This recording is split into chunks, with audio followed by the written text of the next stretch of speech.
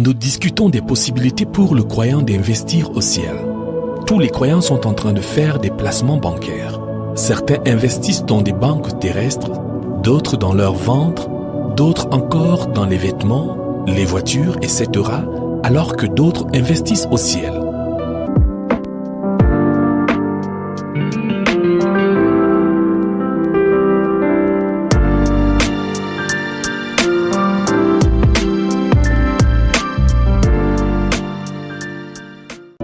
Dieu bénit en donnant des richesses. La Bible donne plusieurs exemples d'hommes que Dieu a bénis par beaucoup de richesses. Nous allons juste en citer quelques-uns. Isaac sema dans ce pays et il recueillit cette année le centuple, car l'Éternel le bénit. Cet homme devint riche et il alla s'enrichissant de plus en plus jusqu'à ce qu'il devint fort riche. Il avait des troupeaux de menu bétail et des troupeaux de gros bétail et un grand nombre de serviteurs. Aussi les Philistins lui portèrent envie. Genèse chapitre 26 versets 12 à 14.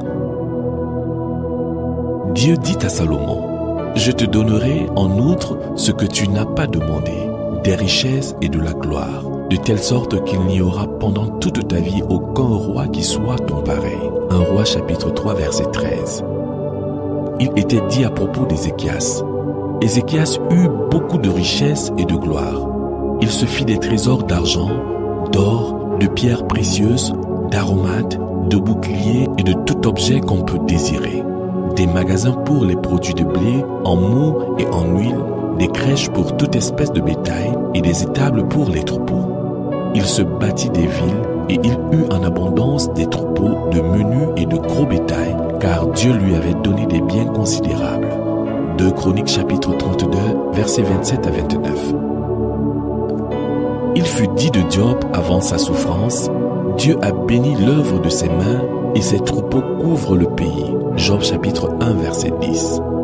Après sa souffrance, la Bible dit, « Pendant ces dernières années, Job reçut de l'Éternel plus de bénédictions qu'il n'en avait reçu dans les premières. Il posséda 14 000 brebis, 6 000 chameaux, 1000 paires de bœufs et 1000 ânesses. » Job chapitre 42, verset 12. Dieu est encore près de nos jours à bénir les hommes en leur accordant beaucoup de richesses. 14. Les dangers des richesses. Lorsque le Seigneur bénit les hommes par des richesses, ce n'est pas pour qu'ils les accumulent. Lorsqu'il enrichit quelqu'un, son but est que cette personne ait beaucoup afin de donner aux autres. Il y a un bon nombre de raisons pour lesquelles le Seigneur ne peut pas donner à quelqu'un beaucoup de richesses pour ses intérêts égoïstes.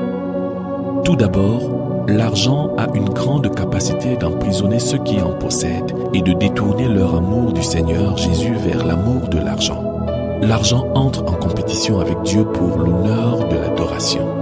Le Seigneur Jésus dit, « Nul ne peut servir deux maîtres, car ou il haïra l'un et aimera l'autre, ou il s'attachera à l'un et méprisera l'autre. Vous ne pouvez servir Dieu et mammon. » Les richesses. Matthieu chapitre 6 verset 24. Le Seigneur savait ce qu'il disait. Il a parfaitement raison. Il a toujours eu raison.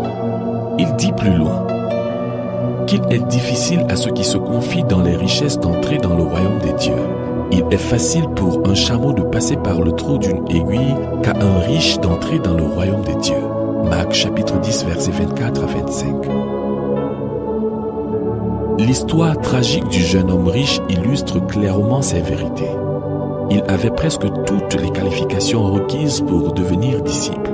Cependant, une seule chose détruisit toutes ses chances. Il était trop riche. Le Seigneur lui dit, « Il te manque une chose. Va, vends tout ce que tu as, donne-le aux pauvres et tu auras un trésor dans le ciel. Puis viens et suis-moi. » Mais, affligé de cette parole, cet homme s'en alla tout triste, car il avait de grands biens. Marc chapitre 10, versets 21 à 22. Cette histoire tragique s'est répétée dans 1 million de vies qui ont raté le meilleur de Dieu. Cette histoire tragique s'applique-t-elle à ta vie? As-tu des inclinements pour l'amour de l'argent, ce qui pourrait faire qu'un jour l'histoire de ta vie ressemble à celle de ce jeune homme riche? Le Seigneur Jésus avait aussi attribué le manque de maturité spirituelle et le manque de fruits dans plusieurs vies à la convoitise des richesses. Il dit: d'autres reçoivent la semence parmi les épines. Ce sont ceux qui entendent la parole, mais en qui les soucis du siècle, la séduction des richesses et l'invasion des autres convoitises étouffent la parole et la rendent infructueuse. Marc chapitre 4, versets 18 à 19. Si tu te plais dans les richesses, tu seras stérile parce que ton cœur est épineux. L'apôtre Paul continua à enseigner dans la même lignée que le Seigneur. Il dit: c'est en effet une grande source de gain que la piété avec le contentement, car nous n'avons rien apporté dans le monde et il est évident que nous n'en pouvons rien emporter. Si donc nous avons la nourriture et le vêtement, cela nous suffira. Mais ceux qui veulent s'enrichir tombent dans la tentation, dans le piège et dans beaucoup de désirs insensés et pernicieux qui plongent les hommes dans la ruine et la perdition. Car l'amour de l'argent est une racine de tous les maux, et quelques-uns, en étant possédés, se sont égarés loin de la foi et se sont jetés eux-mêmes dans bien de tourments. 1 Timothée chapitre 6, versets 6 à 10. Aimes-tu l'argent? Languis-tu intérieurement pour des biens qu'il offre? Es-tu satisfait à cause de l'argent? T'inquiètes-tu de ce qu'il faut faire pour posséder plus d'argent? Si ta réponse à cette question est oui, tu es en grand danger. Invoque le Seigneur pour ta délivrance, sinon tu périras. Il y a une autre raison pour laquelle un croyant ne peut réellement pas se permettre d'accumuler des richesses pour lui-même. Cette raison est la pauvreté terrible qui règne dans le monde. Plusieurs meurent de faim ou de malnutrition. Ils ne peuvent pas satisfaire leurs besoins fondamentaux de nourriture et de vêtements. Devant un tel besoin dans le monde, comment un disciple de Jésus pourrait-il accumuler des richesses pour lui-même? Comment pourrait-il se permettre de vivre dans le luxe pendant que les autres meurent de faim et professer qu'il aime son prochain comme lui-même? L'apôtre Paul demande: si quelqu'un possède les biens du monde et que, voyant son frère dans le besoin, il lui ferme ses entrailles, comment l'amour de Dieu demeure-t-il en lui? 1 Jean chapitre 3, verset 17. Un grand nombre de croyants vivent dans le luxe, certains dans un luxe extrême. J'écris ceci avec beaucoup de peine au cœur, mais je suis tout de même obligé de l'écrire. L'avertissement de Jacques est clair. À vous maintenant, riches, pleurez et gémissez à cause des malheurs qui viendront sur vous. Vos richesses sont pourries et vos vêtements sont rongés par les teignes. Votre or et votre argent sont rouillés, et leur rouille s'élèvera en témoignage contre vous et dévorera vos chairs comme un feu. Vous avez amassé des trésors dans les derniers jours. Jacques chapitre 5, versets 1 à 3. Lors de mes voyages dans plusieurs pays, que ce soit pour des raisons scientifiques ou spirituelles, je dois confesser, à ma plus grande honte, que la maison d'habitation la plus luxueuse et la plus cossue dans laquelle j'ai jamais mis mes pieds appartient à un pasteur qui professe et prêche le salut par la foi au Seigneur. 15. Faire de l'argent pour le royaume. Le fait que l'amour de l'argent soit une racine de tous les maux ne veut pas dire que les croyants ne devraient pas faire de l'argent. Ils devraient et doivent en faire. On a besoin d'argent dans le trésor du Seigneur. Nous ne devons pas échapper au fait qu'il nous faut de l'argent pour vivre afin d'accomplir les choses de la vie. Lorsque les enfants d'Israël quittèrent l'Égypte, ils emportèrent avec eux beaucoup de richesses. Bien qu'une partie de celle-ci fût utilisée dans l'édification du veau d'or, l'autre partie servit utilement à la construction du tabernacle. S'ils avaient obéi plus pleinement au Seigneur, la totalité aurait servi à la construction du tabernacle. Nous devons utiliser l'argent pour des buts éternels. Le Seigneur Jésus a dit: « Et moi, je vous dis, faites-vous des amis avec les richesses injustes pour qu'ils vous reçoivent dans les tabernacles éternels quand vous viendrez à en manquer. » Luc chapitre 16, verset 9. L'argent échouera, mais le disciple sage l'aura utilisé pour bâtir des trésors au ciel avant qu'il n'échoue. Je voudrais te recommander d'utiliser toutes tes capacités pour te faire autant d'argent que possible et après cela, de le donner pour l'œuvre du Seigneur et aux pauvres. Ainsi, tu ne seras pas pris au piège, tu seras vainqueur. Cependant, cela nécessite une consécration profonde et complète vis-à-vis du Seigneur.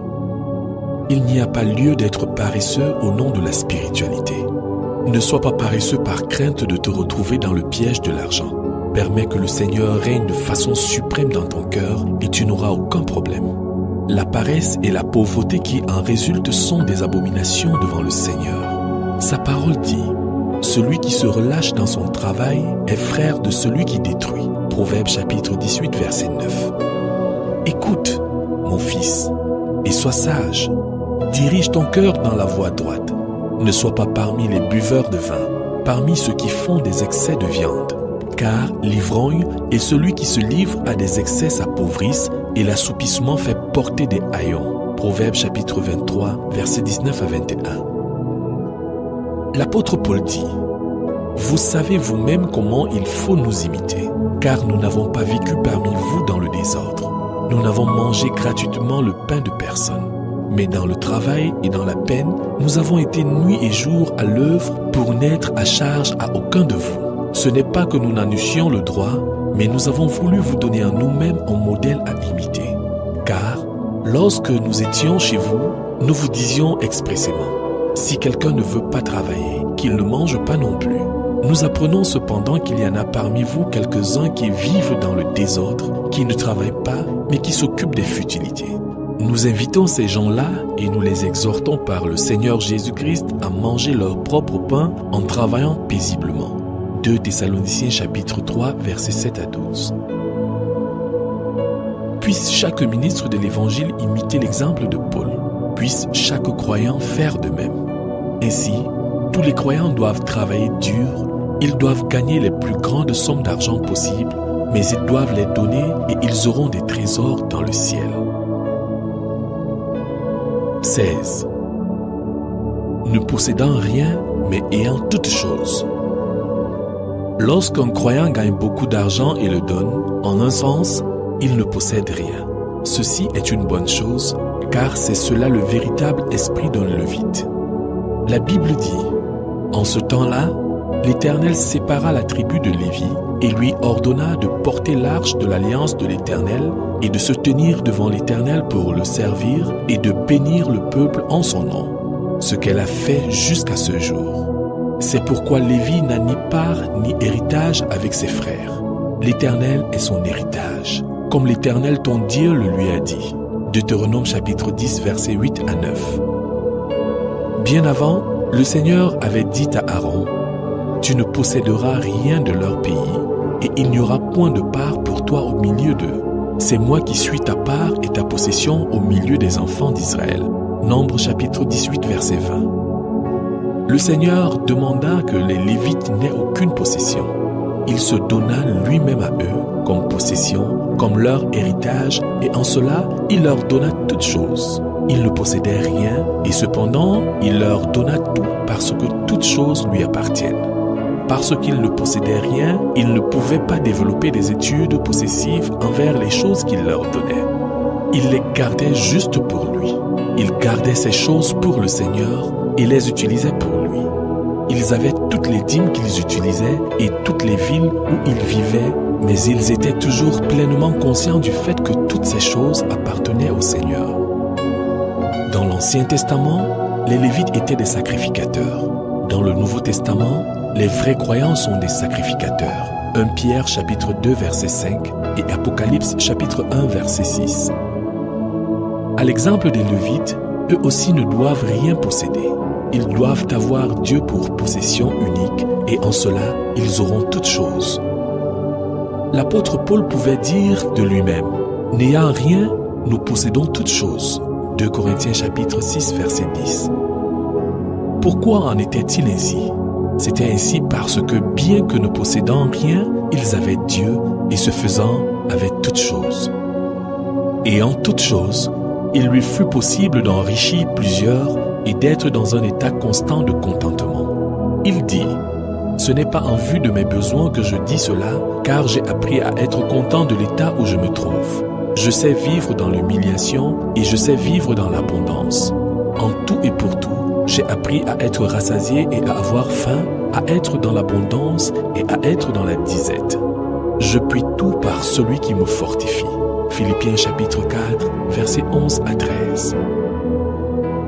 Comment pouvait-il être content dans toutes les circonstances? C'était parce qu'il ne possédait rien, bien que possédant toutes choses. Dieu était sa possession, son héritage. Puissions-nous, toi et moi, expérimenter cela comme manière normale de vivre.